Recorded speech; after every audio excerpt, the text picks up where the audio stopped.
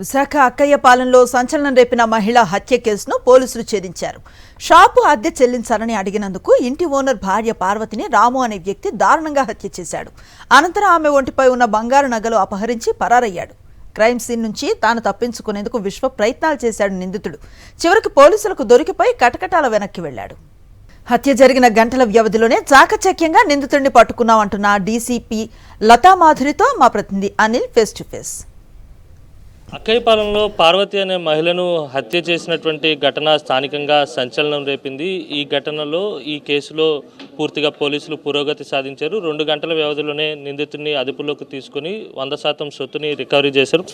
మనతో పాటు DCP crime అందుబాటులో ఉన్నారు, మాట్లాడదాం. మేడం, అసలు అతనే హత్య చేశాడనే నిర్ధారణకు ఏ విధంగా వచ్చారు? అపార్ట్మెంట్స్లో అంతా కూడా సీసీ కెమెరాస్ అంతా ఫుల్ కెమెరాస్ ఉన్నాయండి. మోర్ దెన్ 8 కెమెరాస్ ఉన్నాయి. మనకి సైంటిఫిక్గా అది ఐడెంటిఫై చేయడం జరిగింది.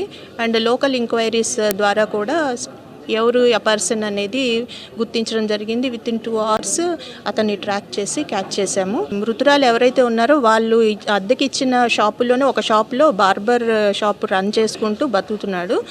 ఇతను గత కొన్ని నెలలుగా అద్దె కూడా చెల్లించట్లేదని ఈ మృతురాలు అద్దె చెల్లించకపోతే ఖాళీ చేసేయాలని స్ట్రిక్ట్గా చెప్పినట్టు కూడా తెలుస్తుంది. ఆ నేపథ్యంలోనే నిన్న సాయంత్రము మరలా రావటము, అంటే ఇతను రెక్కి చేసుకున్నాడు. ముందుగా కూడా వచ్చి అవకాశం కోసం చూస్తూ ఆమె ఒంటరిగా ఉన్నప్పుడు వాళ్ళ హస్బెండ్ కూడా షాప్కి వెళ్ళిపోయారు. ఆవిడ ఒంటరిగా ఉన్నప్పుడు వచ్చి ఆమెతోటి మరలా ఈ విషయమే ఆర్గ్యుమెంట్ జరిగిన నేపథ్యంలో ఆమె ఖచ్చితంగా రెంట్ పే చేయకపోతే కుదరదు, లేదా ఖాళీ చేసేయాలని చెప్పడము.